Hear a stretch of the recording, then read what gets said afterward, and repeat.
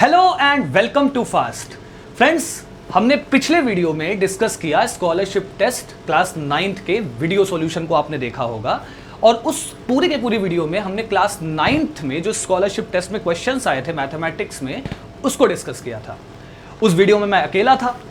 इस वीडियो में मैंने डिसाइड किया है कि मैं एक और फैकल्टी को इंट्रोड्यूस कराऊंगा जो कि फास्ट एडवेंचर्स के ऑनलाइन प्लेटफॉर्म पर पहली बार आ रहे हैं, और पूरे के पूरे मैथ्स के स्कॉलरशिप टेस्ट को यानी 9th 10th पूरे के पूरे स्कॉलरशिप टेस्ट के जो पेपर्स हैं मैथ्स के, वो इनकी ही जिम्मेदारी होती है, यही बनाते हैं। और उसके साथ साथ इसका डिस्कशन ऑफलाइन सेंटर्स पर यही टीचर करते हैं। इनको ऑफलाइन सेंटर्स पर बच्चे बहुत प्यार देते हैं, और साथ के साथ इनका मैथ्स के साथ साथ फिजिक्स में भी अच्छा खासा अनुभव है। मैं बुलाना चाहता हूं उपेंद्र सर को। उपेंद्र सर हमारे साथ यहाँ पर आज मौजूद हैं। हालांकि सर के ये सोने का टाइम हो सकता है, क्योंकि इस वक्त मैं आपको दिखाना चाहता हूँ टाइम हो रहा है 12:09। आप देखिए यहाँ पे 12:09 टाइम है, ठीक है। तो हो सकता है ये सर के सोने का टाइम हो, लेकिन उपेंद्र सर को मैंने थोड़ा सा उपेंद्र सर को मैंने थोड़ा सा यहाँ पे कहीं ना कहीं परेशान किया है। सिर्फ एक वजह है इसकी कि हम आपको दो पर्सपेक्टिव देना चाहते हैं, यानी हर क्वेश्चन के सॉल्यूशन का एक नजरिया एक टीचर यानी उपेंद्र सर कैसा सोच सकते हैं, एज अ टीचर मैं कैसा सोच सकता हूं। कि देखिए मैथ्स एक ऐसा सब्जेक्ट है जिसके जरूरी नहीं सिर्फ एक सॉल्यूशन हो, कई सारे सॉल्यूशन हो सकते हैं। तो आज हम इनफैक्ट अभी सर का 10 मिनट पहले कॉल आया कि आइए डिस्कस करते हैं इसको। तो हमने इसीलिए सोचा कि अगर दो लोग डिस्कस करेंगे तो बच्चों के पास दो जो सोचने का वो है कि सॉल्यूशन को कैसे किया जा सकता है। मतलब मैं एक बार अभी क्या हुआ कि अभी आज ही की बात है, 9th क्लास में मैं क्वेश्चन डिस्कस कर रहा था बच्चों के साथ जी। मेरे से एक गलती हो गई, छोटी सी गलती हो गई, और गलती हो गई तो उसे मानने में कोई हर्ज नहीं है। मैंने -1 रखा पॉलिनोमियल के अंदर, और मैं a+b+c लिख दिया, जबकि होना a-b+c चाहिए था। फिर मैंने ये रियलाइज किया कि अगर मान लीजिए हम लोग साथ में डिस्कशन कर रहे होते तो कुछ गलती अगर हो सकती है वीडियो में, या कभी कुछ प्रॉब्लम हो सकती है, आपका कुछ नजरिया है, कुछ अलग नजरिया है, तो उस नजरिया को आप यहाँ पर ला करके रख सकते हैं। ह्यूमन एरर बच्चों सबसे बिल्कुल, और वो मुझे लगता है कि बच्चों को बहुत फायदा कर सकता है।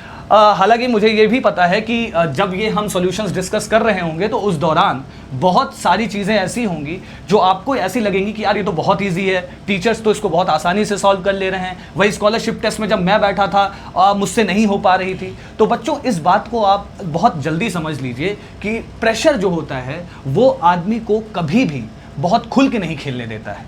प्रेशर इंसान को हमेशा इस बात का फील कराता है कि भाई देख, बहुत फूक फूक के कदम रखना है। क्योंकि स्कॉलरशिप टेस्ट की एक जो खास बात है उपेंद्र सर, वो ये है कि 2 सेक्शंस में ये टेस्ट डिवाइड है। मतलब मैथ्स एज अ सब्जेक्ट जो हम टेस्ट लेते हैं उसमें टोटल 10 क्वेश्चंस होते हैं, और 10 बहुत ही अच्छे लेवल के क्वेश्चंस होते हैं, लेकिन इन्हें हमने 2 सेक्शंस में डिवाइड किया है, सेक्शन 1 सेक्शन 2।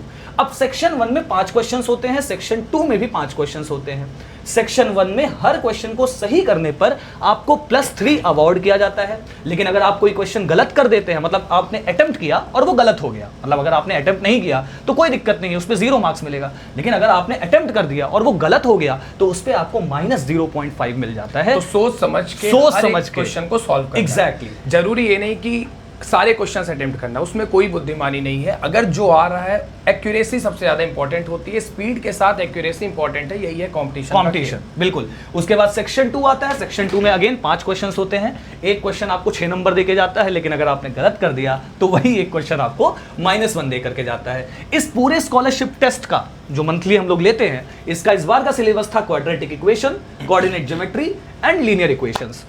ये रही बात सिलेबस की। पॉलिनोमियल भी था, कुछ क्वेश्चंस आपको पॉलिनोमियल्स भी इसमें इंक्लूड, लेकिन वो मिक्स रहेंगे questions, linear equation, polynomial, quadratic, सारी चीजें मिक्स रहेंगी। चलिए, तो फिर बिना टाइम वेस्ट करते हुए हम लोग क्वेश्चन का डिस्कशन शुरू करते हैं। सॉल्यूशन आपके सामने आते रहेंगे। शुरुआती कुछ क्वेश्चंस उपेंद्र सर डिस्कस करेंगे, फिर अगर मुझे बीच में ऐसा लगता है कि इस क्वेश्चन का एक बेहतर सॉल्यूशन हो सकता है तो मैं इन्हें इंटरप्ट भी कर सकता हूं। सेम अगर इनको लगता है कि नहीं सर इसका कुछ और बेहतर सॉल्यूशन हो सकता है, ये मुझे इंटरप्ट कर सकते हैं। मतलब सीधी सी बात है, आपके पास 2 सॉल्यूशंस पहुंचने वाले हैं। बिल्कुल। चलिए, से सोचा जा सकता है हर क्वेश्चन में, तो बिना लेट के हम लोग सारे क्वेश्चंस को स्टार्ट। चलिए, over to you Upendra sir. Okay sir. तो सर ने बता ही दिया सारी चीजें, मार्किंग स्कीम क्या है, +3 फॉर करेक्ट, -0.5 फॉर इनकरेक्ट। तो हम लोग पहले सेक्शन 1 को डिस्कस करने चल रहे हैं।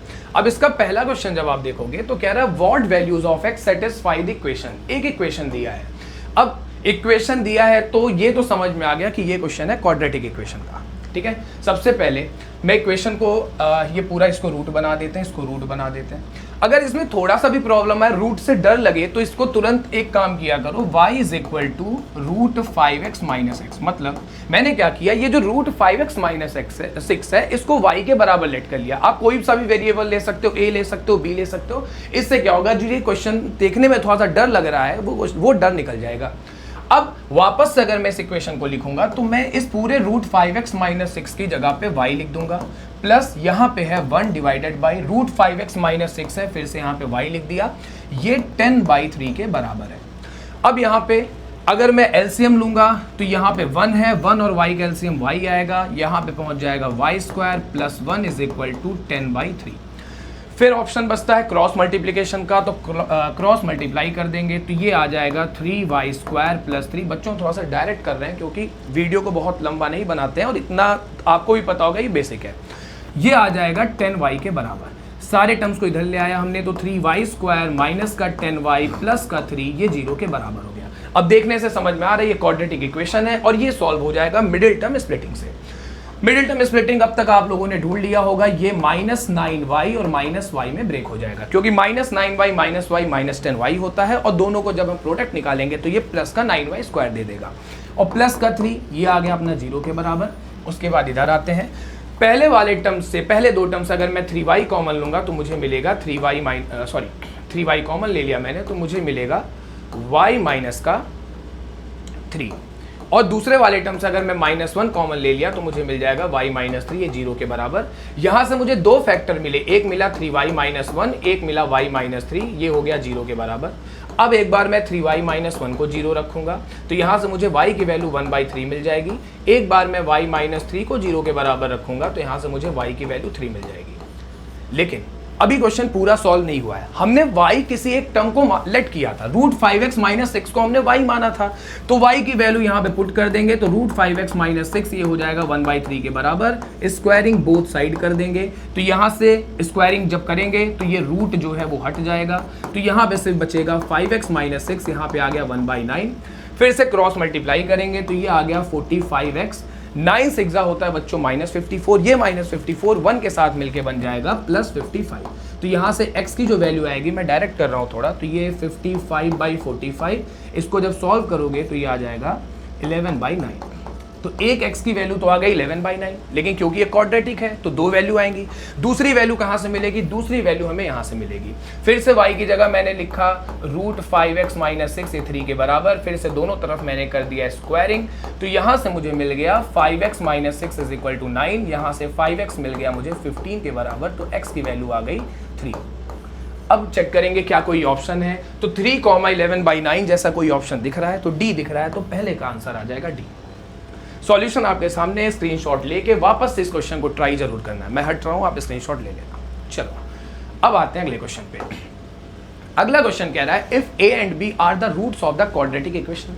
अब मैंने अभी आपको स्टार्टिंग में बोला था कि क्वेश्चंस में पॉलिनोमियल और क्वाड्रेटिक दोनों के कॉन्सेप्ट मिक्स रहेंगे, तो यहाँ पे वही सेम वैसा ही क्वेश्चन है। हमें दिया है क्वाड्रेटिक इक्वेशन दिया है और a और b क्वाड्रेटिक का रूट बोला है। आपने अपने 10th के सिलेबस में पढ़ा होगा अल्फा बीटा, लेकिन जरूरी नहीं है कि सिर्फ अल्फा बीटा हो, कोई सा भी वेरिएबल हो सकता है जो इसके रूट है। रूट का मतलब ये दोनों वैल्यू इस इक्वेशन में सेटिस्फाई हो रही है।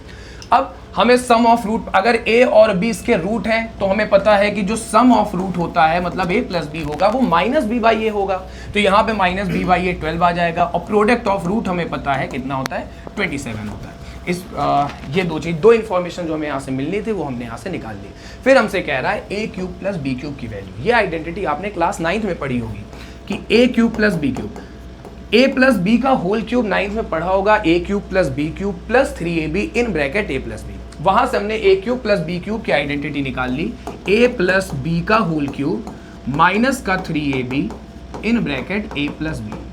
अगर भूल गए हो तो मैं वापस से लिख देता हूं कि a प्लस b का जो होल क्यूब होता है ये होता है a³ plus b³ plus 3ab और ब्रैकेट में a प्लस b। यहाँ से मैंने a³ प्लस b³ की वैल्यू निकाल ली, a प्लस b का whole cube minus 3ab a plus b। अब उसके बाद हमें इसी की वैल्यू निकालनी थी, तो ए क्यूब प्लस बी क्यूब यहाँ पे लिखेंगे। ए प्लस बी की वैल्यू मैंने पहले ही निकाल रखी है 12, 12 का यहाँ पे लिखेंगे क्यूब माइनस 3, ए बी की वैल्यू मैंने निकाल रखी है 27 और ए प्लस बी की वैल्यू आई है 12। 12 का जो क्यूब होता है ये होता है 2 2 जा 4 2 जा 8, मतलब 1 7 और 2 8 माइनस 27 3 जा इंटू 12। इसको सॉल्व करने पे, इसको मल्टीप्लाई करेंगे, इसको सॉल्व करने पे आ जाएगा 27 3 जा होता है 81, 81 और 12 को मल्टीप्लाई कर लेना, 2 1 6 और ये हो गया 1, ये हो गया 8, ये 2 7 9, तो ये आ गया 972। इनको जब सब्ट्रैक्ट करोगे तो 8 में 2 गया 6 बचा, 12 में 7 जाएगा 5 बचेगा और 16 में 9 गया तो ये बचेगा 7। तो ए क्यूब प्लस बी क्यूब की जो वैल्यू आ गई ये आ गई यहाँ से 756 के बराबर। अब कोई ऑप्शन दिख रहा है तो सी दिख रहा है, सी इज द करेक्ट ऑप्शन। अरे नाइस नाइस उपेंद्र सर, बहुत बढ़िया। मुझे लगता है कि अभी जो 2 क्वेश्चंस उपेंद्र सर ने डिस्कस किया है, उन 2 क्वेश्चन का इससे बेस्ट सॉल्यूशन नहीं हो सकता है। हाँ, ये अलग बात है कि इन्होंने बहुत डिटेल में आपको सॉल्यूशन दिया है, तो कुछ स्टेप्स स्किप कर दिया जा सकता था जिससे ये सॉल्यूशन इजी हो सकता था, छोटा हो सकता था, क्योंकि ये ऑब्जेक्टिव क्वेश्चंस हैं, इसलिए एक बात ध्यान दिखाने की जरूरत नहीं है। यहाँ हम लोग जो मौजूद हैं आपको डिटेल्ड सॉल्यूशन बताने के लिए मौजूद है, आपको एक एक बात बताएंगे हम, यानी कहीं ना कहीं आपको पूरी थ्योरी ही मतलब हम आपको सिखाने आए, यहाँ पे हम ये करने नहीं आए कि कितने कम समय में क्वेश्चंस को किया जा सकता है। Very good. जैसे आपको इन्होंने सर ने बताया कि आप इस तरीके से फॉर्मूला लिख के ए क्यूब प्लस बी क्यूब निकाल सकते हैं, तो ये आपको बताना पड़ेगा, हम आपको थ्योरी ही पूरी पढ़ा दे रहे हैं। अब जैसे देखिए, ये आपके सामने थर्ड क्वेश्चन दिख रहा है। थर्ड क्वेश्चन की कुछ यादें हैं मेरी, मैं वो यादें इनसे शेयर करूंगा सर। एक चलिए फिर सर की यादें हाँ, तो सर आपके साथ 1 मिनट में आपके साथ शेयर करना चाहता हूँ। पीछे हट जाता हूँ। नहीं नहीं, ऐसा कुछ नहीं है। 1 मिनट आपको मैं एक बात बताना चाहता हूँ। एक बार क्या हुआ ना कि मैं आईएमओ और आईओकेएम के बच्चों को पढ़ा रहा था, तो वहाँ पे कुछ बच्चों का एक क्वेश्चन है। बच्चों ने कहा सर एक बात बताइए, हम लोग नॉन पॉजिटिव इंटीजर्स और नेगेटिव इंटीजर्स में कैसे फर्क समझ सकते हैं, मतलब क्या इनमें कोई डिफरेंस होता है क्या सर? अच्छा, ये बात मैं आप सबको बताना चाहता हूं कि इस प्रकार के जो वर्ड्स होते हैं ये आमतौर पे कंपटीशन में बहुत यूज किए जाते हैं, सिर्फ फंसाने के लिए। आप ये बात याद रखिएगा, ठीक है? अब नॉन पॉजिटिव इंटीजर्स मतलब ऐसे इंटीजर्स जो पॉजिटिव नहीं है। तो अगर ऐसे इंटीजर्स जो पॉजिटिव नहीं है बोला जाएगा तो उस केस में 0 इंक्लूड करेंगे आप, और फिर आप -1, -2, -3 की तरफ जाएंगे, इन्फिनिटी, माइनस इन्फिनिटी तक। लेकिन अगर यही नेगेटिव इंटीजर्स बोला जाता है तो आप इसे -1, -2, -3 से लेकर के नेगेटिव इन्फिनिटी तक जाएंगे। तो इस बात का ध्यान आपको रखना है। यही सेम चीज अप्लाई होती है नॉन नेगेटिव इंटीजर्स और पॉजिटिव इंटीजर्स के बीच में, अगर आपको डिफरेंस बताना हो तो। चलिए अब हम लोग पलट के आते हैं जरा क्वेश्चन पे। क्वेश्चन एक बार देखिए ध्यान से। क्वेश्चन में कह रहा है कि for all real values of x, मतलब एक्स की रियल वैल्यूज होंगी, एक्स की जो वैल्यूज होंगी वो रियल नंबर होंगे। X square minus x by 2 plus 1 upon x square plus 1 minus 5/4 is. 4 option दे दिए गए, इन 4 में से कोई एक ऑप्शन करेक्ट होगा। हमें पहले इसको ना सिंप्लीफाई कर लेना चाहिए। किसी भी पर्टिकुलर सॉल्यूशन तक पहुंचने से पहले हमें इसको सिंप्लीफाई कर लेना चाहिए, तब तो जाकर के हमारा कुछ मुद्दा बनेगा, तब तो जाकर के हम कुछ बोल पाएंगे। तो फटाफट इसको हम लोग सिंप्लीफाई करते हैं। चलिए सिंप्लीफिकेशन में तो हम बस इतना कर सकते हैं कि भाई साहब यहाँ 4 दिख रहा है, यहाँ एक्स स्क्वायर प्लस 1 दिख रहा है, तो मैं क्या करूंगा 4 इंटू एक्स स्क्वायर प्लस 1 का एलसीएम ले लूंगा। और ये आप सबको पता है 4 इसके साथ जाके मल्टीप्लाई होगा और एक्स प्लस 1 इसके साथ जाके मल्टीप्लाई होगा, मतलब एक्स स्क्वायर प्लस 1 सॉरी। तो 4 जब इसके साथ मल्टीप्लाई हुआ तो ये बन गया 4x square minus x by 2 into 4 क्या बना देगा 2x बना लेगा, और प्लस ये हो जाएगा 4, ठीक है। माइनस का 5 इंटू, ध्यान से सुनिएगा, माइनस का 5 इंटू, अब ये जो है ना ये पूरे पे रहेगा, ठीक है। माइनस का 5 इंटू, जैसे ही मैंने माइनस देखा ब्रैकेट लगा दिया फटाफट, यहाँ क्या आ जाएगा एक्स स्क्वायर प्लस 1। इसको सिंप्लीफाई करते हैं फर्दर, यानी बन जाएगा 4x स्क्वायर माइनस का 2x प्लस का 4 माइनस का 5x स्क्वायर माइनस का 5 divided by 4 into x square plus 1। अब देखिए क्या कुछ कैंसिल हो रहा है या कुछ कम हो रहा है, जैसे 4x स्क्वायर में से माइनस का 5x स्क्वायर चला गया तो माइनस का एक्स स्क्वायर बच गया, माइनस का 2x तो माइनस का 2x ही रहेगा, 4 में से 5 चला गया, माइनस का 1 बच गया, और फाइनली नीचे क्या बच गया है बेटा 4 इंटू एक्स स्क्वायर प्लस 1। यानी अगर इस सिस्टम को इधर लिया जाए थोड़ी देर के लिए तो ध्यान दीजिए यहां से माइनस कॉमन लेते ही ऊपर आपको x प्लस 1 का होल स्क्वायर मिल जाएगा। क्यों? क्योंकि जैसे ही आप इन तीनों टर्म्स में माइनस को कॉमन लेते हैं, यहां एक्स स्क्वायर, यहां प्लस का 2x, यहां प्लस का 1 बचेगा जो कि एक्चुअली x प्लस 1 का होल स्क्वायर होता है। और नीचे आप देखेंगे तो आपको नीचे दिखेगा 4 इंटू एक्स स्क्वायर प्लस 1। अब देखिए बात बन गई मेरे भाई। कैसे बात बन गई, ध्यान से देखो यार। x+1 का होल स्क्वायर इस दुनिया का कोई इंसान नेगेटिव नहीं बोल सकता है, बिकॉज होल स्क्वायर हमेशा इसको पॉजिटिव बना के रखेगा, या फिर जीरो भी बना सकता है, कोई दिक्कत नहीं है। लेकिन एक बात ध्यान रखना, 4 × x² + 1 भी इस दुनिया का कोई इंसान नेगेटिव नहीं बोल सकता है, यानी हमेशा पॉजिटिव रहेगा। जीरो के बराबर मत कर देना, क्योंकि डिनोमिनेटर में जीरो मतलब फ्रैक्शन नॉट डिफाइंड। क्लियर है बात? इसको जीरो के बराबर इसीलिए मैंने नहीं किया। यानी सर आप ये कहना चाहते हैं कि ये पूरा सिस्टम हमेशा ग्रेटर देन जीरो रहेगा? एग्जैक्टली मैं यही कहना चाहता हूं। तो अगर सर ये पूरा सिस्टम हमेशा जीरो से बड़ा रहेगा तो ये नेगेटिव साइन क्या करेगा? ये नेगेटिव साइन इसको नेगेटिव बना देगा भाई। यानी ओवरऑल ही क्या रहेगा? हमेशा ओवरऑल ये सेटअप हमेशा नेगेटिव रहेगा। और नेगेटिव को कैसे बोलेंगे हम लोग? नेगेटिव को सर हम बोलेंगे नॉन पॉजिटिव इंटीजर्स, यानी option D is the correct answer. I hope इसका सॉल्यूशन समझ में आया होगा। आ जाइए उपेंद्र सर, आ जाइए, फटाफट आ जाइए। नेक्स्ट क्वेश्चन आपके हवाले। चलिए, सर की यादें थी तो सर ने इस क्वेश्चन को डिस्कस कर लिया, बहुत अच्छी बात है, और कुछ अलग टाइप का सॉल्यूशन भी देखने को मिल गया होगा। अब हम लोग आ जाते हैं अगले क्वेश्चन पे। Find the condition to be satisfied by the coefficients of एक क्वाड्रेटिक इक्वेशन दिया है। अब इसके कोफिशिएंट्स क्या क्या है? एक तो p है, एक तो q है, और एक कांस्टेंट टर्म है r है। So that the roots are in the ratio 3:4। पहले क्वेश्चन को समझना, अगर मेरे पास ऑप्शन ना भी हो तो हमें यह पता है कि सीधे इस क्वेश्चन में हमें p, q एंड r में एक रिलेशन फाइंड करना है कि इन तीनों में क्या रिलेशन होगा। अब हमें दे रखा है कि इनके जो रूट्स हैं वो इस रेशियो में है 3:4 में।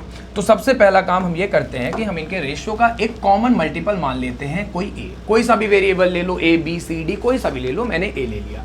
तो एक रूट हो जाएगा 3a एंड एक रूट हो जाएगा 4a। एक कॉमन मल्टीपल लिया और दो रूट आ गए 3a एंड 4a।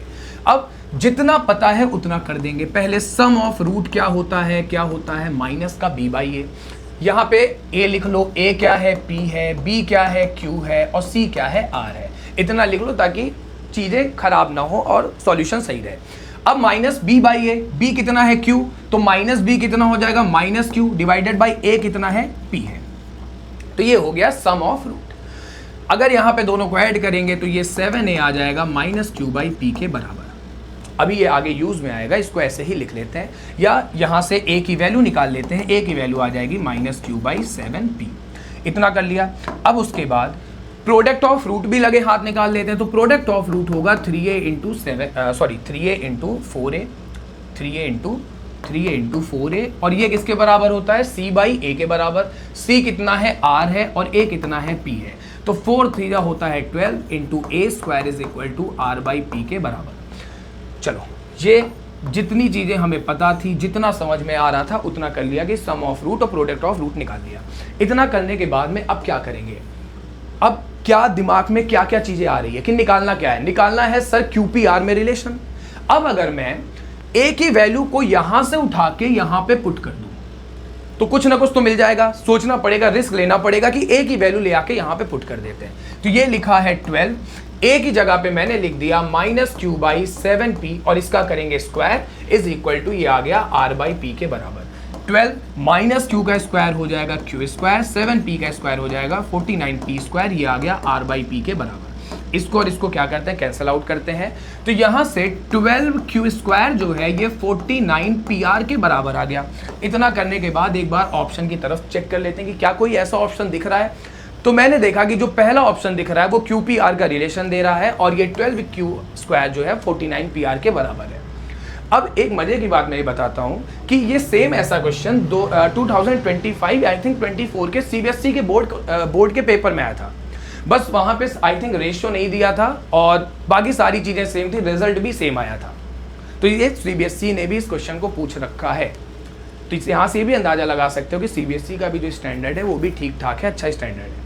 चलो, इसका भी आई थिंक सॉल्यूशन समझ में आ गया होगा, स्क्रीनशॉट ले लो। और अब हम लोग चलते हैं अपने अगले क्वेश्चन पे। If the system of equation 4x - y, अब ये क्वेश्चन आ गया linear equation into variable pair of linear equation का।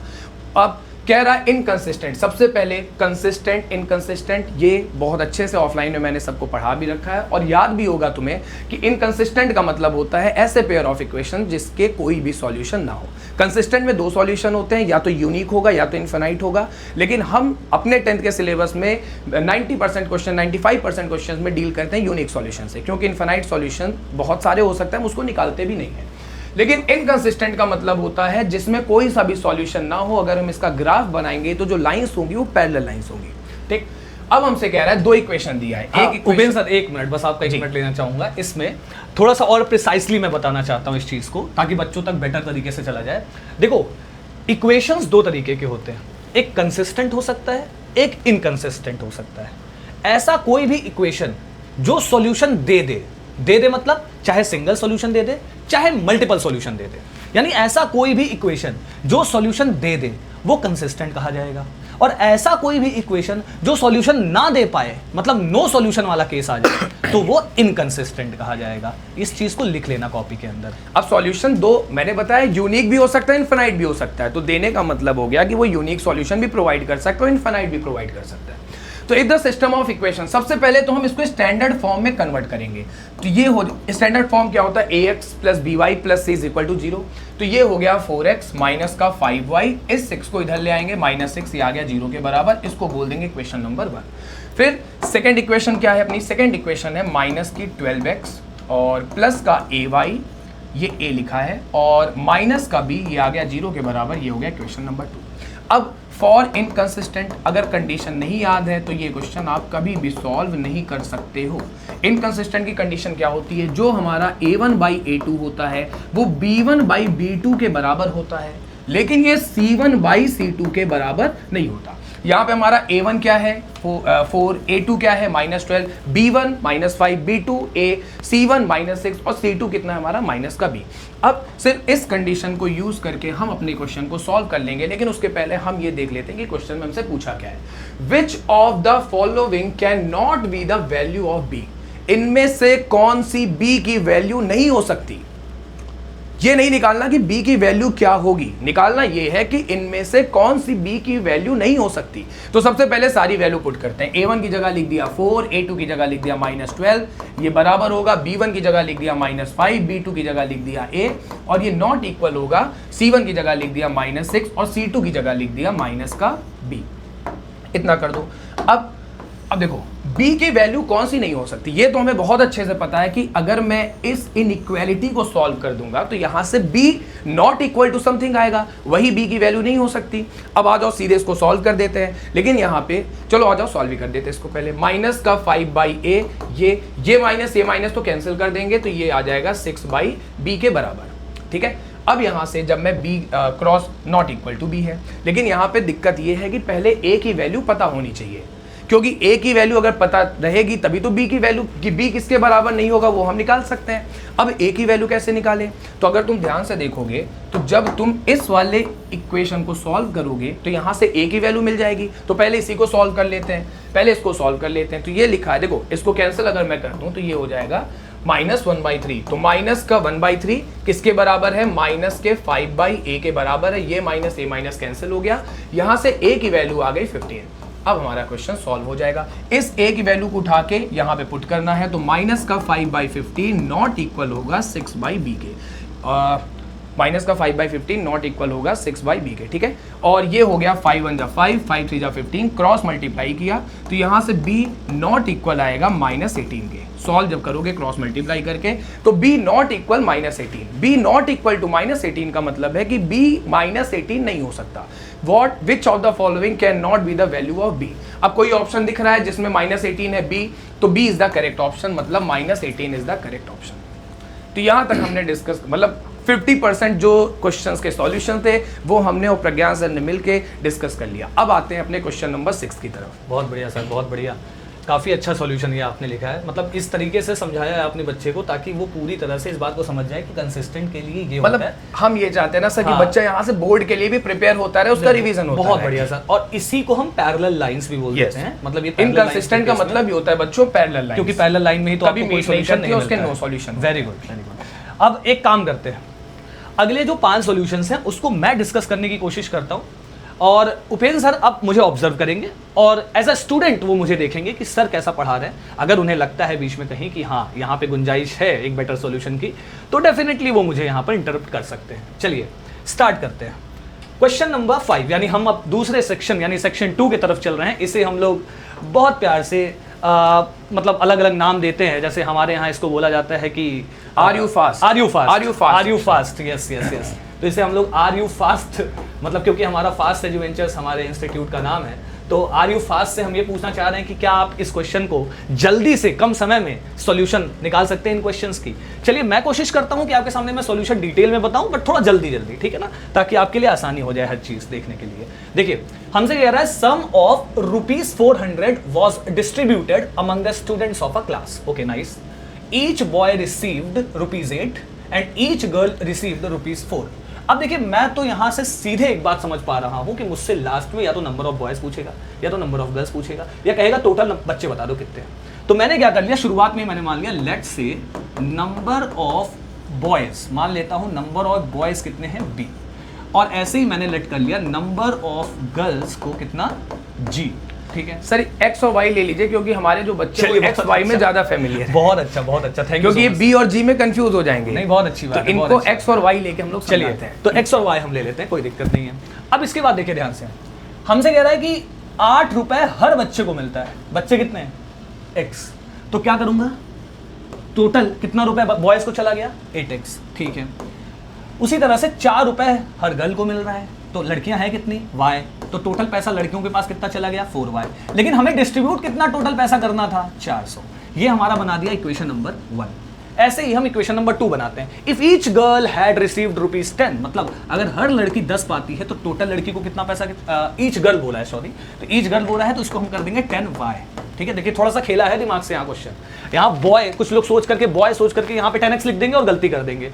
Then each boy would have received 5। ठीक है, ₹5 हर लड़के को मिल गया, तो फिर ये टोटल कितना बना देगा 400। अब यहाँ पे ना कुछ लड़के एलिमिनेशन करेंगे, कुछ लड़के सब्स्टिट्यूशन करेंगे, लेकिन मैं आपको सबसे बेस्ट तरीका बताता हूँ इस क्वेश्चन को सॉल्व करने का। आप क्या करिए, यहाँ 4 कॉमन ले लीजिए।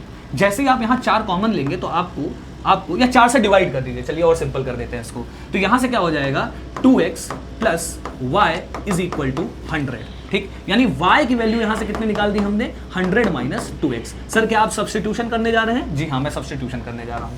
ऐसे ही इस वाले में 5 कॉमन, मतलब 5 से पूरे इक्वेशन को डिवाइड कर दीजिए, तो ये कितना बन जाएगा x + 2y = 80। ओके, सो y की वैल्यू कितनी निकाली 100 - 2x, पुट कर दीजिए x + 2 × 100 - 2x = 80। तो यहां से x + 200 - का 4x बराबर में 80, यानी माइनस का 3x बराबर, आप एक बात बताइए, माइनस का 3x को हम इक्वेट कर रहे हैं किसके साथ, 80 - 200 कितना हो जाएगा, 80 - 200 माइनस का 120, यानी ये कैंसिल हो गया इसके साथ। तो x की वैल्यू कितनी आ चुकी है 40।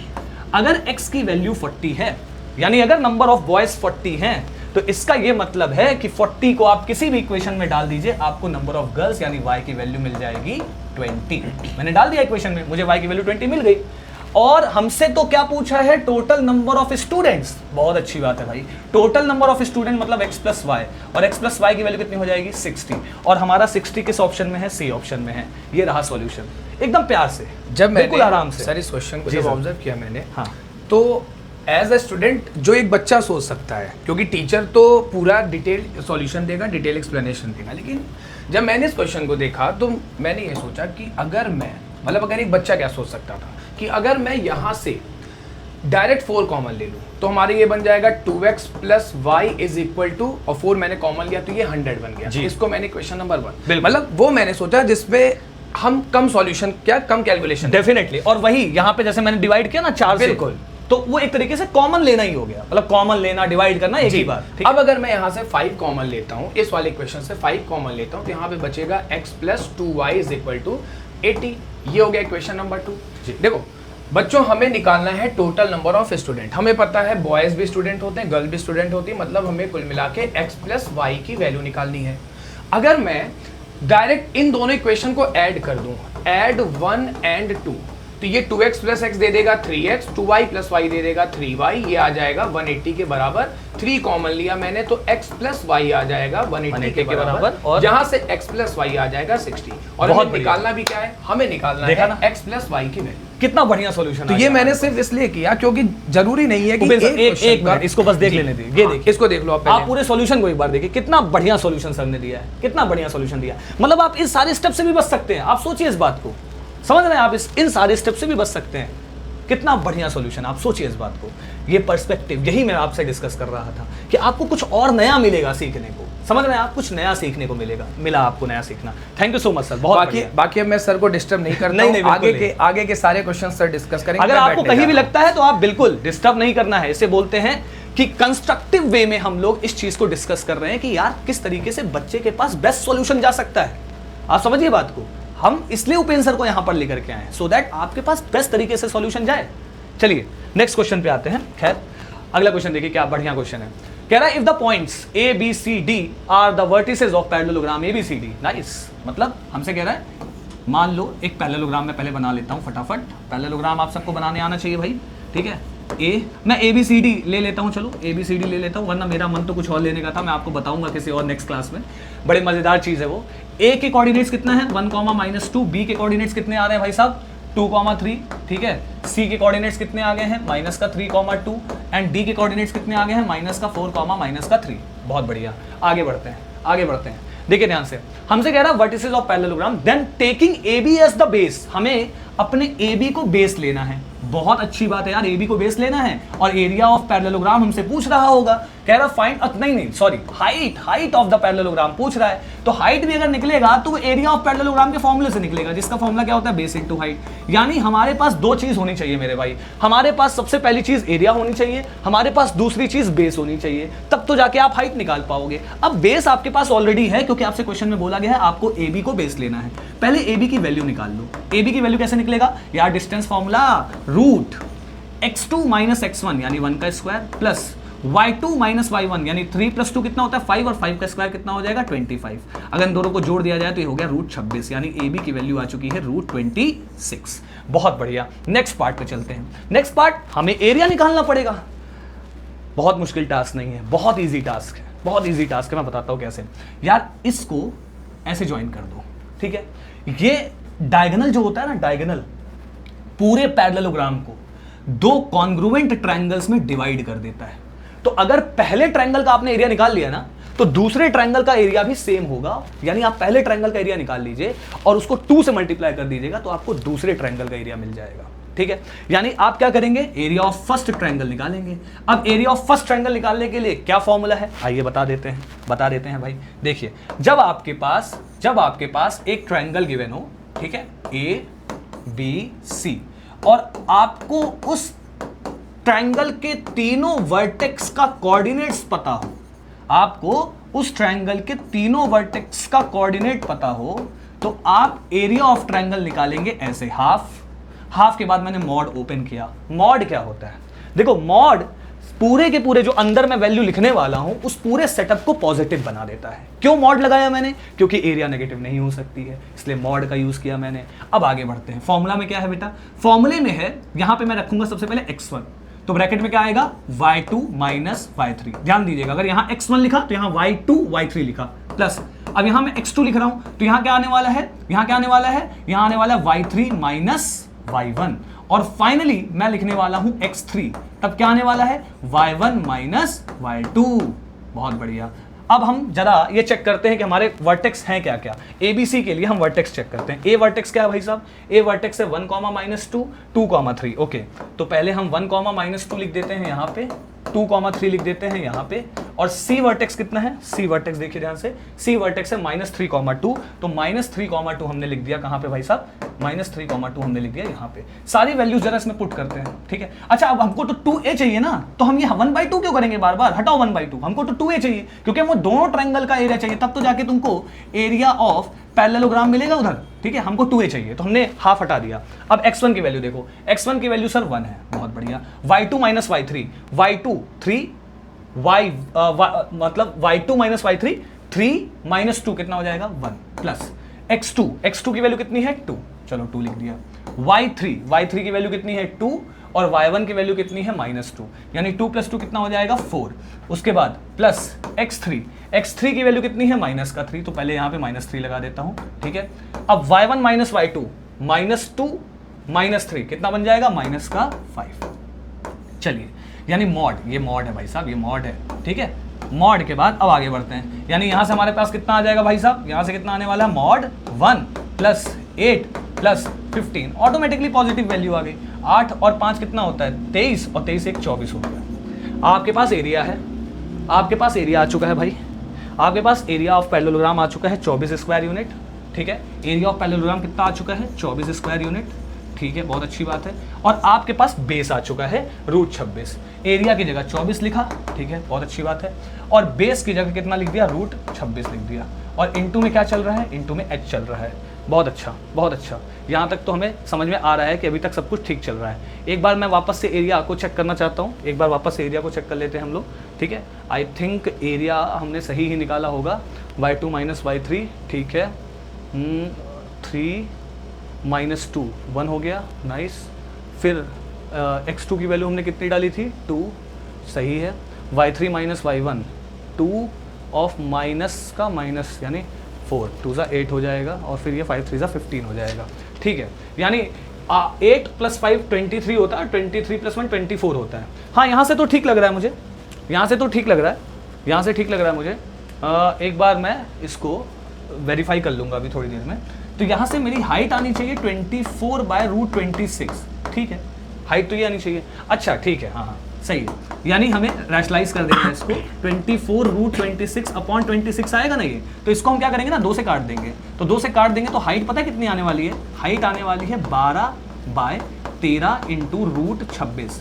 है कहीं, है कहीं, यस, फर्स्ट ऑप्शन। कर दिया भाई इस क्वेश्चन को हमने, मुश्किल था, आसान नहीं था ये क्वेश्चन, मुश्किल था, और मुझे पता है टाइम टेकिंग है, मुझे पता है टाइम टेकिंग है, लेकिन आपको कैलकुलेशन पे ट्रस्ट करना पड़ेगा। जो कर दिया ना एक बार, वो कर दिया, और वो ट्रस्ट बिल्ड होगा बेसिक मजबूत होने से। ध्यान रखना मेरी बात को, जैसे मैंने कर दिया 2 मिनट के लिए मुझे थोड़ा सा शक हुआ, किस बात का, मैंने कहा यार कि एक बार ना दोबारा इस चीज को चेक कर लेते, क्योंकि इतनी मेहनत अगर मैंने कर दी है इस क्वेश्चन में, और अगर मान लीजिए गलती से गलत हो गया तो बहुत ज्यादा तकलीफ होगी ना मेरे को। तुरंत चेक किया मैंने दोबारा से, तुरंत चेक कर दिया। कैलकुलेशन पे ऐसे ही ट्रस्ट रखना है जैसे सर ने किया, सर ने किसी भी सॉल्यूशन में एक भी बार इसको कट नहीं किया। इस तरह से अगर कट करोगे वो सिर्फ टाइम वेस्ट होगा, और 1 घंटे का समय स्कॉलरशिप करने के लिए मिलता है। तो इतना ट्रस्ट अपने कैलकुलेशन पे रखो आप। चलो, तो आई होप आपको ये समझ में आया होगा कि कैसे एज अ टीचर आप मुझे देख रहे हो सॉल्व करते हुए, और ये ट्रस्ट बिल्ड होता है सिर्फ एक्सपीरियंस से। यानी एक्सपीरियंस क्या, मेरा पढ़ाने का एक्सपीरियंस हो गया, तुम्हारा पढ़ने का एक्सपीरियंस होना चाहिए ना भाई। तुम पढ़ो, इतना पढ़ो कि ये कैलकुलेशन तुम्हारे लिए बाएं हाथ का गेम हो जाए। बात को समझो मेरे, आगे बढ़ते हैं हम लोग। चलो, ये क्वेश्चन मैं तुम्हें एक बहुत यूनिक तरीके से बताऊंगा, बहुत यूनिक तरीके से, मतलब शायद ही किसी ने तुमको ये फॉर्मूला बताया होगा, लेकिन एक बार अगर मैं तुमको ये क्वेश्चन बता दूंगा ना, प्लीज मेरी रिक्वेस्ट है, बोर्ड एग्जामिनेशंस में इस फॉर्मूले का यूज मत करना। वो जो लेंदी वाला प्रोसेस टीचर्स ने बताया होगा उसी मेथड से करना, क्योंकि ये फॉर्मूला सिर्फ टाइम बचाने के लिए मैं तुम्हें बता रहा हूँ, ठीक है।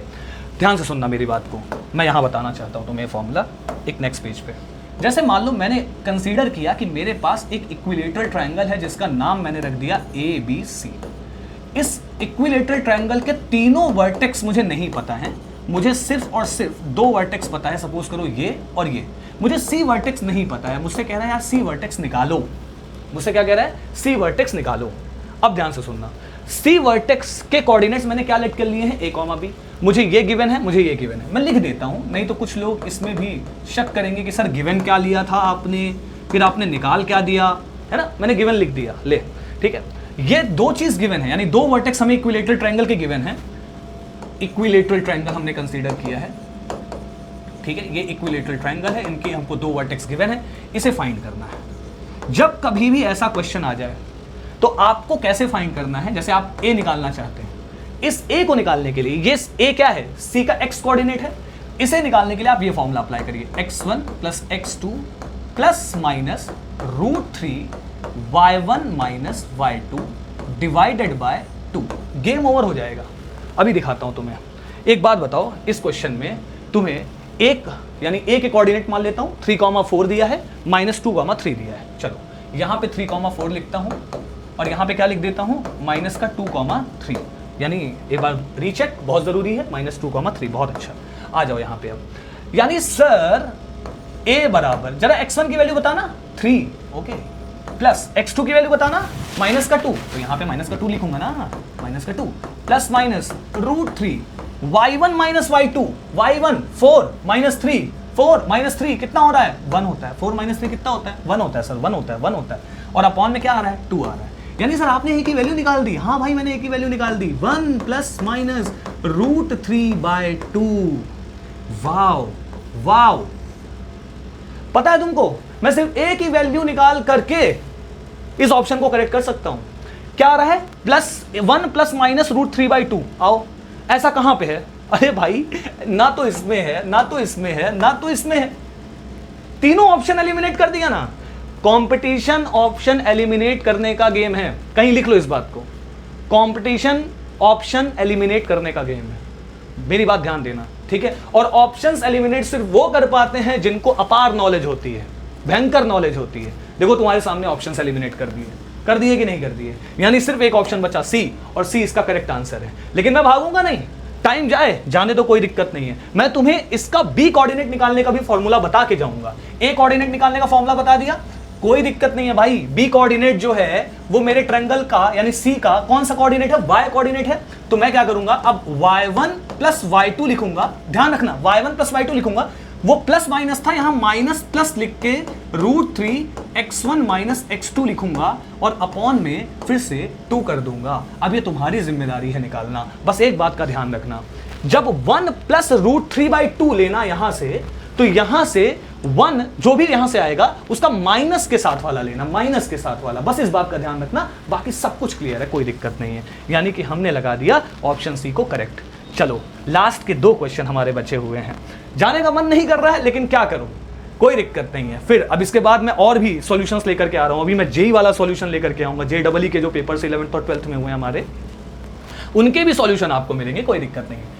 For which value of k does the system of equations this and this have infinitely many solution? Game खत्म है यार, infinitely many solution में मैं क्या बताऊं तुम्हें, a1/a2 बराबर b1/b2 बराबर c1/c2, कोई दिक्कत नहीं सर। a1 की वैल्यू कितनी है सर, k-1, अच्छा a2 की वैल्यू कितनी है sir, k+1, okay okay okay okay. b1 की वैल्यू कितनी है, b1 की वैल्यू सर -1 है, अच्छा b2 की वैल्यू कितनी है, b2 की वैल्यू तो 1 - k है, ओके ओके ओके ओके। उसके बाद नेक्स्ट c1 की वैल्यू कितनी हो जाएगी, -5, जिसको मैं +5 भी लिख देता हूँ क्योंकि नीचे ये वाला भी माइनस का होता तो इसको मैं 3k+1 लिख दूंगा, कोई दिक्कत नहीं, कोई प्रॉब्लम नहीं। हम इन 2 को उठाते हैं, पहले तो ये माइनस खत्म करके, मैं माइनस खत्म करके इसको 1 - k के बजाय k-1 लिख देना, -1 से ऊपर नीचे मल्टीप्लाई, पहले दो लो, तो ये हो जाएगा k-1 का होल स्क्वायर, मतलब मैंने कौन सा लिया, ये दोनों लिया, तो ये और ये मल्टीप्लाई होकर k-1 का होल स्क्वायर हो जाएंगे और इधर जाएगा k+1, नाइस। यहाँ से आ गया k² प्लस का 1 माइनस का 2k बराबर k+1, 1 खत्म, और ये आ जाएगा इधर, तो k² माइनस का 3k हो जाएगा इक्वल टू 0। कुछ लोग क्या करेंगे, माइनस का 3k उधर भेज के k काट देंगे और k की वैल्यू 3 लिख देंगे, अरे बेवकूफ, क्वाड्रेटिक है, 2 इक्वेशन मतलब 2 वैल्यू आनी चाहिए ना k की, ध्यान रखना इस बात को, पहले k कॉमन लेना, तो अंदर क्या बचेगा k-3 बराबर 0, यानी k की एक वैल्यू तो 0 आएगी लेकिन k की एक वैल्यू क्या आने वाली है 3। बहुत बढ़िया, बहुत बढ़िया। और कुछ लोग बहुत खुश हो जाएंगे कि सर k की 2 वैल्यूज आ गई हैं, लेकिन सर ऑप्शन में तो 2 वैल्यूज है ही नहीं, तो तुम k की वैल्यू 3 टिक करके आगे बढ़ जाना, कोई दिक्कत नहीं, क्योंकि वहां पे तुमको PhD नहीं करनी है। लेकिन मैं तुमको बताना चाहता हूं कि k की वैल्यू 0 क्यों नहीं हो सकती है, ध्यान से सुनो, k की वैल्यू 0 क्यों नहीं हो सकती। लास्ट के जो 2 रेशियोज हैं उनको उठाओ, 1/k-1 बराबर 5/3k+1। कहने का मतलब क्या है सर, कहने का मतलब यह है कि अगर k की वैल्यू 0 डाली जाए तो लेफ्ट हैंड साइड और राइट हैंड साइड इक्वल होने चाहिए, k की वैल्यू 0 डालो, 1/-1 बराबर 5/1। क्या -1 और 5 बराबर होते हैं, क्या -1 और 5 बराबर होते हैं, नहीं होते हैं सर, इसलिए k की वैल्यू 0 नहीं हो सकती है, इसलिए k की वैल्यू 0 नहीं हो सकती है, इसलिए हम सिर्फ k की एक वैल्यू 3 कंसीडर करेंगे, 0 कंसीडर नहीं करेंगे। एक्सप्लेन हो गया, हाँ हो गया। आ जाओ नेक्स्ट क्वेश्चन पे आ जाओ, क्वेश्चन नंबर 10, लास्ट क्वेश्चन थोड़ा बड़ा है लेकिन सॉल्व करेंगे, बहुत ही प्यार से सॉल्व करेंगे। क्वेश्चन को ध्यान से देखना अंतिम तक, ठीक है, तुम्हें मैं लॉन्ग डिवीजन मेथड सिखा दूंगा अगर देख लिए तो। चलो, यहां कह रहा है if the polynomial by quadratic polynomial is exactly divisible by quadratic polynomial, then values of p and q। बहुत सिंपल क्वेश्चन है, लेकिन जिसको डिवाइड आता होगा उसके लिए सिंपल है ना सर, जिसको नहीं आता होगा उसके लिए तो मुश्किल है ना सर। बिल्कुल मुश्किल है बेटा, बिल्कुल मुश्किल है, मैं मानता हूँ इस बात को कि मुश्किल है, लेकिन मैं इसको आसान बनाऊंगा तुम्हारे लिए। बस तुम बोर्ड से नज़र मत हटाना, ठीक है। यहाँ पे कितना आ जाएगा, 4x स्क्वायर प्लस का 3x माइनस का 2। ध्यान से देखो, ध्यान से देखो, क्या गायब करना है, 8x की पावर 4। यहाँ क्या है, 4x स्क्वायर। कितना मल्टीप्लाई कर दूं कि 8x की पावर 4 आ जाए? सर आप मल्टीप्लाई करिए 2x स्क्वायर। क्यों? क्योंकि 2x square into 4x square बनता है 8x की पावर 4। अभी 2x स्क्वायर प्लस का 3x से मल्टीप्लाई होकर क्या दे देगा, 6x cube. 2x square minus के 2 से मल्टीप्लाई होकर क्या दे देगा, माइनस का 4x स्क्वायर। अच्छा सर, फिर डिवाइड में क्या होता है, साइन चेंज होता है। Yes yes yes, sign change. ये खत्म हो गया, 14 में से 6 जाता है, 8 बचता है।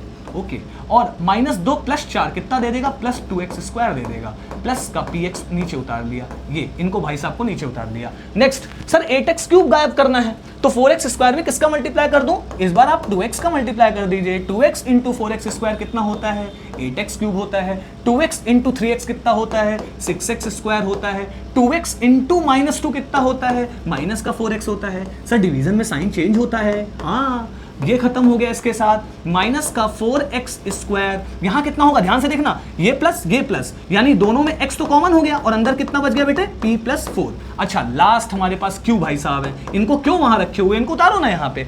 अब हमें माइनस के 4x स्क्वायर को खत्म करना है सर। 4x स्क्वायर में किसका मल्टीप्लाई, -1 का करो भाई, क्योंकि साइन चेंज होगा तो वो प्लस 4x स्क्वायर हो जाएगा, यानी माइनस का 4x स्क्वायर, फिर कितना, माइनस का 3x, फिर कितना, प्लस का 2। Nice nice, plus plus minus, खत्म। उसके बाद यहां से देखो ध्यान से, x कॉमन अगर ले लेंगे तो अंदर p प्लस 7 बच जाएगा। बहुत बढ़िया सर, यहाँ क्या, यहाँ तो कुछ नहीं, यहाँ कुछ नहीं, यहाँ पे q माइनस 2 पूरा कांस्टेंट की तरह काम करेगा। यानी सर आपने कुछ कहा हमसे, आपने कहा जब एक बाई क्वाड्रेटिक डिवाइड कर रहा है तो रिमाइंडर ये आ रहा है, लेकिन क्वेश्चन में कहा गया ये बाई क्वाड्रेटिक को जब ये डिवाइड करेगा तो वो कंप्लीटली डिविजिबल हो जाएगा, तो रिमाइंडर तो आना ही नहीं चाहिए था। कहने का मतलब क्या है कि जो तेरा रिमाइंडर आया है ना भाई, यानी x into P plus 7 plus q minus 2, ये जो तेरा रिमाइंडर आया है ये रिमाइंडर नहीं आना चाहिए था। तो कैसे नहीं आएगा, जीरो के बराबर कर देंगे तो नहीं आएगा। अब एक बात समझना, बहुत ही बढ़िया बात बता रहा हूँ, पते की बात बता रहा हूँ, मजेदार बात बता रहा हूँ, बस समझ लेना मेरी बात को, ठीक है।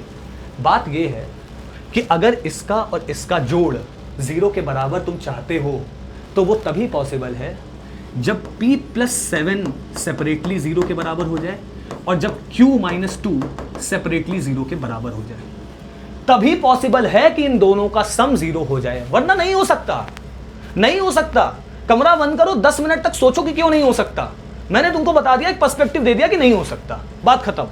तो भाई साहब यहां से p की वैल्यू माइनस का 7 निकाल दिया और यहां से q की वैल्यू 2 निकाल दिया। ऐसे ही थोड़ी इसे बोलते हैं आर यू फास्ट, इसलिए बोलते हैं क्योंकि कितनी तेज कैलकुलेशन आप कर सकते हो वो मैटर करता है। ये देखो एकदम प्रिसाइज, एकदम सही सॉल्यूशन, लेकिन जल्दी से करके तुम्हें दिखाया, समझा भी दिया तुम्हें, और फाइनली हमने बी ऑप्शन को करेक्ट बोल दिया। ये रहे सॉल्यूशंस फास्ट टेस्ट के। मैं उपेंद्र सर को सबसे पहले थैंक यू बोलना चाहता हूं कि आज उन्होंने कदम उठाया, इतनी रात को मेरे साथ इस पर्टिकुलर सेशन को ज्वाइन किया, और फाइनली अब ये वीडियो आप तक पहुंच जाएगा। और मुझे पूरी उम्मीद है कि जितने क्वेश्चन हमने आज डिस्कस किए हैं मैथमेटिक्स के 10 के 10 क्वेश्चन के सॉल्यूशन आपको अच्छे से समझ में आए होंगे। हमारा इंटरप्शन आपको परेशान नहीं किया होगा, हम थोड़ा सा आप हमें झेल लीजिएगा क्योंकि हम ऐसे ही हैं, ठीक है। और प्लस अगला किस सब्जेक्ट का सॉल्यूशन चाहिए आपको वो भी आप हमें बता देना, तो हम उस सब्जेक्ट का भी सॉल्यूशन अरेंज कर देंगे। मैं पूरी कोशिश करूंगा कि इस बार हम फास्ट टेस्ट, मतलब इस बार से, नॉट इस बार से हम फास्ट टेस्ट के सॉल्यूशन वीडियो ज़रूर बनाएं, क्योंकि इससे बच्चों को बहुत फायदा होता है। मैंने देखा भी है, मैंने पिछली बार बनाया भी था इस चीज़ को। अच्छा सर, अभी मैं ये क्वेश्चन देख रहा था जी सर, तो मुझे मतलब बच्चों के पॉइंट ऑफ व्यू से मैंने सोचा कि अगर किसी को ये चीज़ नहीं पता है तो वो दूसरा क्या सोचेगा कि यार जो ऑप्शंस हैं इनकी वैल्यू मैं यहाँ पे पी और क्यू की जगह रख दूँ, क्या सही तरीका तो वो भी सही है, सही लेकिन मेरे हिसाब से वो टाइम टेकिंग प्रोसेस है। चलो अभी मान लो यहाँ पे तो वैल्यूज छोटी छोटी दी है, लेकिन ये कम समय में आप वैल्यू निकाल सकते हो। सही बात है, बिल्कुल। कॉम्पिटिशन में अगर आप 2 सेकंड भी बचा रहे हो ना तो वो भी बहुत बड़ी बात है। कितनी अच्छी बात बचाने बोल रही है, मतलब मैं रियलाइज कर पा रहा हूँ लेकिन क्वेश्चन करने के बाद। और जानते हो सबसे बेस्ट रियलाइज कौन करता है, जो सामने बैठा होता है। देखो कितनी प्यारी बात है कि तुम इसको रखोगे तब भी ये जीरो नहीं बनेगा, तुम इसको रखोगे तब भी ये जीरो नहीं बनेगा, तुम इसको रखोगे तब भी ये जीरो नहीं बनेगा, लेकिन जैसे ही तुम बी ऑप्शन रख दोगे ना, जीरो बन जाएगा। मैंने रियलाइज किया इस बात को। क्या बात है उपेंद्र सर, बहुत बढ़िया। इस सेशन में बड़ा मजा आया मुझे, ऑनेस्टली बताऊं बहुत मजा आया मुझे। मैं आज भी सीखता हूं, सबसे सीखता हूं मैं, और मुझे सीखने में कोई परहेज नहीं है। लेकिन एक चीज मैं जरूर बताना चाहता हूं आप लोगों से, उपेंद्र सर, मैं, हम सब, या हमारे पास गुरलीन सर जो हैं हमारे साथ जुड़े हैं, गौरव सर हैं, हम सब मैथ्स फैकल्टी हैं, और हमारे बीच में हमेशा इस बात को लेकर के ये बहस होती रहती है कि बच्चों को सिंपलेस्ट वे में सॉल्यूशन कैसे दिया जाए। लेकिन इस बात को मैं आपको बताना चाहता हूँ कि सबसे सिंपल तरीके से सॉल्यूशन अगर बच्चों तक पहुँचाना है तो पर्सपेक्टिव्स का होना बहुत ज़रूरी है, और अगर आप बहुत सारे फैकल्टी से बात करते हो तो आपको पर्सपेक्टिव मिलता है, और शायद वो आपको एक तरीके से हेल्प करता है एज अ टीचर भी। तो आप एज अ स्टूडेंट भी इस बात का ध्यान रखिए कि अगर आपका कोई फ्रेंड आपके साथ इस पर्टिकुलर चीज़ पे डिस्कस करना चाहता है, जो चीज़ आपको लगती है कि यार ये हमारे लिए बेनिफिशियल है, स्पेशली पढ़ाई से रिलेटेड, तो आप उस पर डिस्कशन जरूर करिए, क्योंकि डिस्कशन से कुछ हो या ना हो, एक चीज़ जरूर होती है, चीज़ें आसान बनती है। जैसे कई सारे मेथड आप सीख सकते हैं। बिल्कुल। और प्लस हमने सर इस वीडियो को स्टार्ट किया था 12 बजे, आई थिंक एग्जैक्ट 12 पे, हाँ। और अब 1 बज रहा है। हाँ, 12:04 पे शायद हमने इस वीडियो को स्टार्ट तो 1 बजा, मतलब 1 घंटे हो गया। जी। अब कुछ बच्चों का ये भी कहना होगा कि सर आप हमें तो मैथ्स करने के, मतलब पूरा पेपर करने के लिए, पूरे पेपर में 40 क्वेश्चन हो तो उसके लिए 1 घंटे देते हो, लेकिन आप दोनों लोग मिल के पूरे सॉल्यूशन को 1 घंटे में डिस्कस किया, तो उस पर आप क्या कहेंगे बच्चों? नहीं, देखिए मैं एक बात बताता हूँ, सभी बच्चों को एक बात बताता हूँ, डिस्कशन जो होता है ना वो अलग होता है, और सॉल्यूशन जब आप एज अ स्टूडेंट बैठ करके पेपर लिख रहे होते हो तो वो अलग होता है। दोनों में काफ़ी फ़र्क होता है। जैसे मान लीजिए आप किसी को समझाओ कभी कोई चीज़, तो आपको लगता है ना, आप इरिटेट होते हो ना जब इंसान आगे वाला नहीं समझ रहा होता है, तो आपको लगता है ना यार ये मैं इतना प्यार से समझा रहा हूँ, ये इंसान समझ क्यों नहीं रहा है। सेम वैसे ही है कि आपको समझाने में वक्त लगता है लोगों को। हम आपको समझा रहे हैं तो हमें वक्त लग रहा है, हमें करना होगा तो शायद हम थोड़ा जल्दी कर देंगे, क्योंकि देखिए अगर 4 सेक्शन में पूरा स्कॉलरशिप टेस्ट डिवाइड है सबसे पहले मैथ्स, फिर फिजिक्स, फिर बायोलॉजी। नहीं, पहले फिजिक्स आता है। हाँ, मतलब वो ऑर्डर कुछ भी हो, ऑर्डर कुछ भी हो, PCM। लेकिन मेरा कहने का मतलब है 4 सेक्शन, मैथ्स, फिजिक्स, बायोलॉजी और केमिस्ट्री। 4 सब्जेक्ट हो गए। अब 4 सब्जेक्ट को अगर हमें स्प्लिट करना है तो कितने मिनट, मतलब हमको 60 मिनट टोटल मिलते हैं, 20 मिनट, यानी 20 कैसे, मतलब 15 मिनट, 15 मिनट हो गए, तो हर सब्जेक्ट को 15 मिनट मिल रहा है, तो 15 मिनट हर सब्जेक्ट, और 10 क्वेश्चन है। मेरे हिसाब से मुश्किल है, जरूर मुश्किल है, और शायद मैं ऐसा भी मानता हूं कि पूरे के पूरे क्या बोलते हैं 40 क्वेश्चन कर पाना is not possible at all. आज तक कभी किसी ने 40 क्वेश्चन तो किए ही नहीं है। इनफैक्ट मैं कहता हूं 30-35 क्वेश्चन को देता है तो टॉपर बन जाता है। लास्ट ईयर हाईएस्ट 155 किया। बताइए, आउट ऑफ 180 155 आप सोचिए इस बात को, हाईएस्ट 155 है, हाईएस्ट 155 है, यानी आप अगर क्वेश्चन लगा रहे हैं तो आप 30-35 क्वेश्चन पे टॉपर बन जाएंगे, कोई डाउट ही नहीं कि आप टॉपर बन जाएंगे। कहने का मतलब ये है कि आपको सारे क्वेश्चन थोड़ी अटेम्प्ट करने हैं मेरे भाई, आपको 30 क्वेश्चन अटेम्प्ट करने हैं 60 मिनट में, यानी आपको 2 मिनट में 1 क्वेश्चन अटेम्प्ट करना है। अगर आप कर दोगे तो आप आगे रहोगे, सबसे आगे रहोगे। कंपटीशन तो यही है ना यार, कि आप एक्यूरेसी कितना रखते हो और आप कितना स्पीड कितनी है। चलो दैट्स इट, हम लोगों ने बहुत टाइम आपका लिया। All the best everyone. अगले स्कॉलरशिप टेस्ट का सॉल्यूशन वापस मिलेगा आपको, कोशिश करेंगे साइंस के हर एक पर्टिकुलर सब्जेक्ट का सॉल्यूशन आपको मिले। Thank you so much. लेकिन सर हमने इनको 1 घंटे दिया, तो हाँ। हमारी बस आपसे यही वो रिक्वायरमेंट है कि जितने भी सॉल्यूशंस यहाँ पे डिस्कस हुए हैं उन सबको कॉपी में नोट करके फिर से सॉल्व करके अपने जो DPR ग्रुप बना है उस पर आप सब बच्चे अपडेट कर देना।